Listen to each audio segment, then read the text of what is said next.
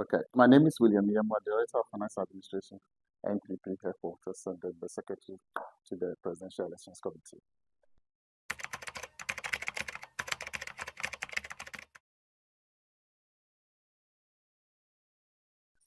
We are very much ready. Everything is set, and we are very optimistic that come Saturday, January 31st, 2026, that's this year, we're going to elect our flag bearer for 2028 general election.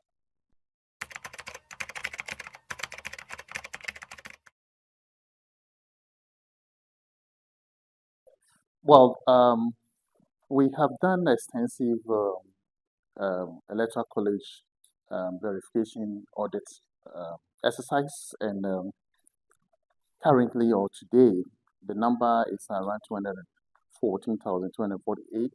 We did some exercise yesterday. I'm yet to receive the final from the IT directorate. But for now, the figure we are working with is 214,248.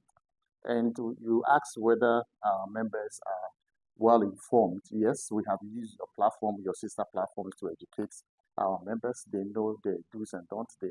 We've made the guidelines, operational guidelines, available to them. We've had opportunity also to explain aspects of the guidelines that are very critical on other platforms, mostly the Ghanaian languages platforms, predominantly the key platforms. And then we are very much confident that they are indeed abreast with the details of the guidelines and the expectations of each.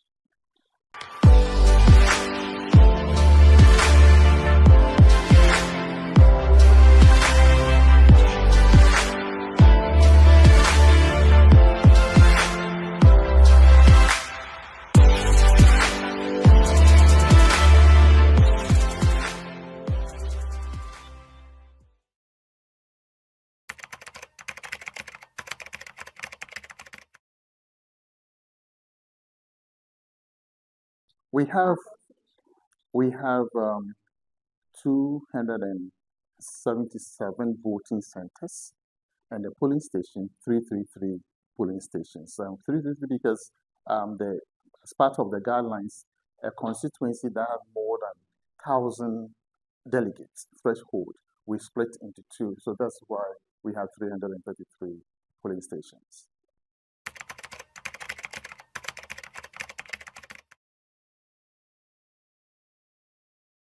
One is a walk-in process.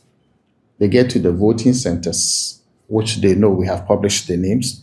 We are going to publish updated one because we got some few feedback from our stakeholders. But that should be one of two voting centers that we will change.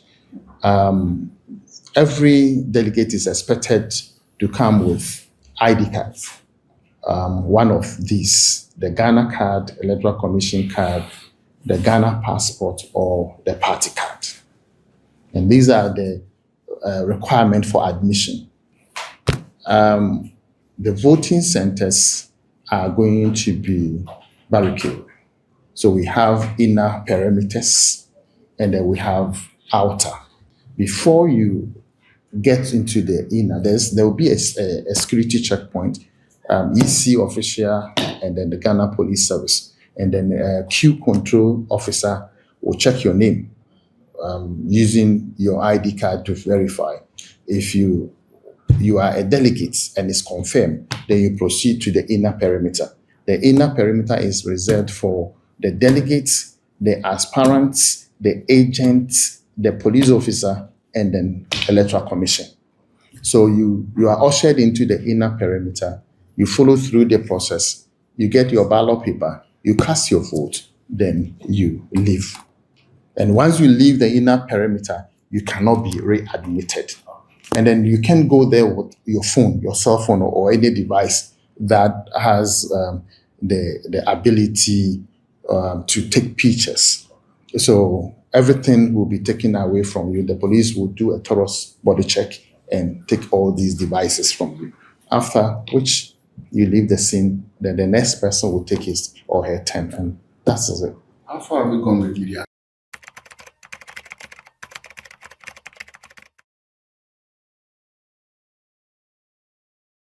Irregularities come when the process is not transparent, when we are unable to um, get a credible voter register. And I must say that the process of ensuring that the voter register is indeed credible has been observed. And for that reason, we have no reason to say that we expect irregularities, even though it's a standard and fundamental risk that everybody would identify. But I think we have done well to mitigate that.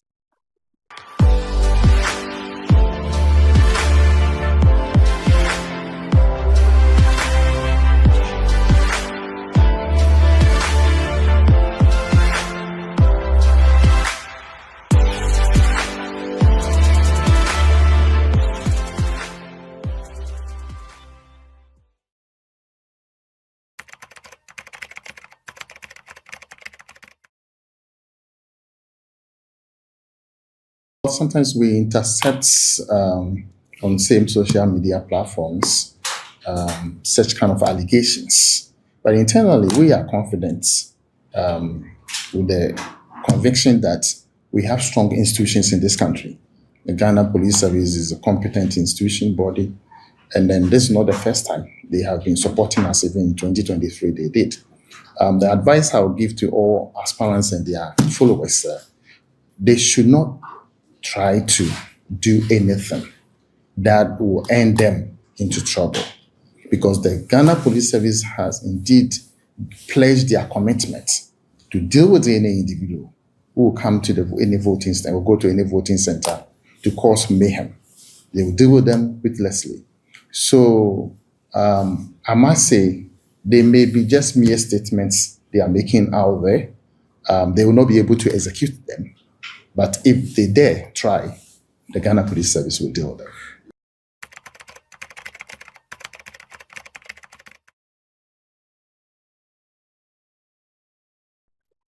Nothing of such a thing would ever happen at any of the voting centers. Why? Because one, we have entrusted security to the hands of the Ghana Police Service. We have educated delegates. All the aspirants or contestants have also bought in the guidelines. So full compliance of the guidelines will be observed. And I don't think, and I would never appreciate that there will be a moment or at any voting center where delegates who feel threatened about something.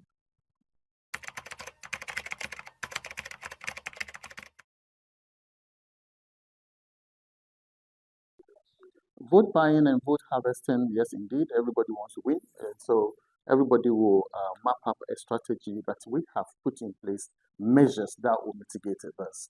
No congregation, no camping, well spelled out in the guidelines. No aspirants is encouraged and is allowed to camp. And then a day before the D-Day to campaign ceases, and so you don't have the access to the delegates. We want to induce them by means of vote buying, and then everybody understands that this is an internal election which ought to be conducted on the principle of credibility, transparency, free, fair. And then these are the people who are leading members of our party, and they understand the credibility when we talk of credibility. So no vote buying, and no campaign, and no congregation.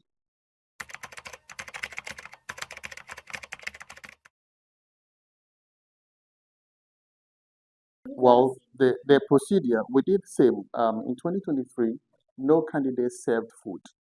2020, that's 2023. 2026, nobody is going to serve food. Nobody is transporting the delegates. It's not part of the obligations or expectations of every aspirant or contestant. So it's a walk-in. You come in, you join the queue, you vote, and then you leave. So we are not congregating. For that reason, nobody is going to serve anybody food. Nobody is going to serve anybody water.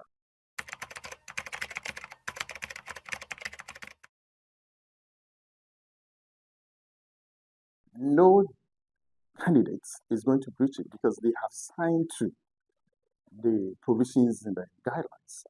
They have accepted it, adopted it as a working document for this exercise. So nobody, and I say nobody will ever think of doing that.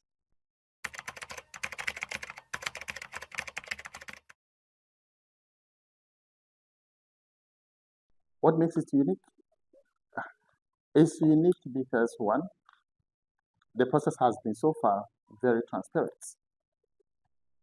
We have received commendations from all the aspirants, praising the committee for hard work and effort we put in place to give everybody equal level platform. So that makes it unique. We have not heard of any accusations and counter accusations blaming the committee for scheming favors for someone. So it's unique. The exercise has been so far transparent, and that makes it super unique.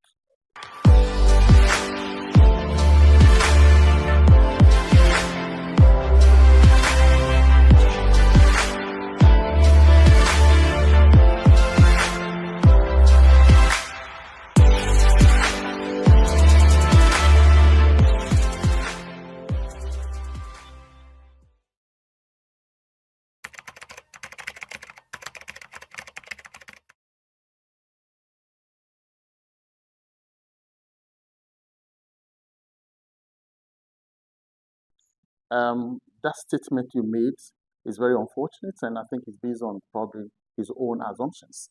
I was the secretary to the committee, 2023 presidential election. I was the secretary to it, and everything was very much transparent.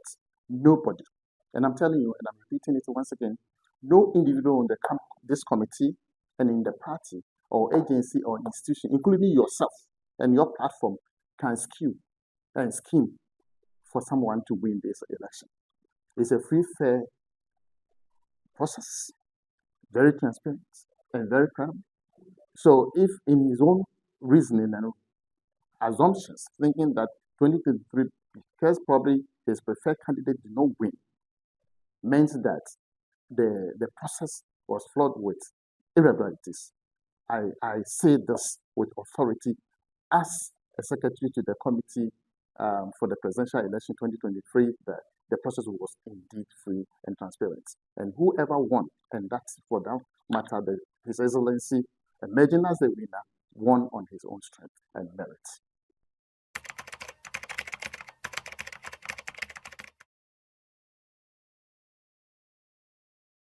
Everything is entrusted to the Electoral Commission, so all concerns queries, Electoral Commission has competent personnel to deal with issues.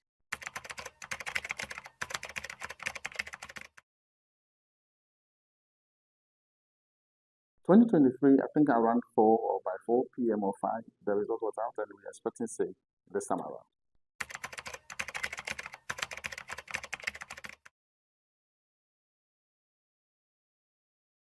This is a reflection of national election. Pink sheets will be issued to aspirants, reps, agents, and they also have rights to do their own internal collation. So looking at and considering the credibility of the Electoral Commission, one would indeed doubt a true record of results declared at the polling station will not be transferred to the Electoral Commission headquarters for collation.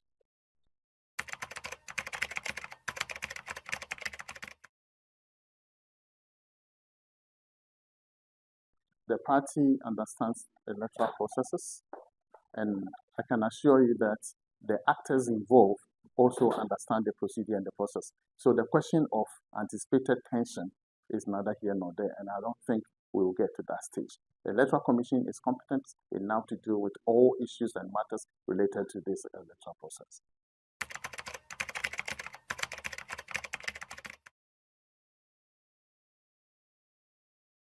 Well, reconciliation is not part of our mandate, but indeed, the outcome of our work will also determine positions of other people. That is why the committee, led by the chairman, has said it time and again and pledged his commitment to free, fair, transparent process, a process that will stand the test of time, a very credible one. And you may attest to it. So on several platforms, the aspirants have commended us for a good job done. Since they themselves, the actors, are saying that we have done a good job, then it means that there will not be any pain in any individual. And then you should also appreciate that at the end of it all, there's only one person who is going to win. And they know and they have it at the back of their minds. So there will not be pains in them. There will be only pain, and they will feel that ill sentiment when they know that the process was skipped or schemed towards someone. But here is the case that we have not done such a thing. They are attesting to it that the process has been so far very much transparent. And this is a commitment. We are not compromising. We will ensure that at the end of it all, the outcome will be accepted by all. And there will not be a cause to say that the process was flawed or compromised and all that. And then once everybody appreciate that and accept the outcome, then everybody morally will be on board to support for the representative party.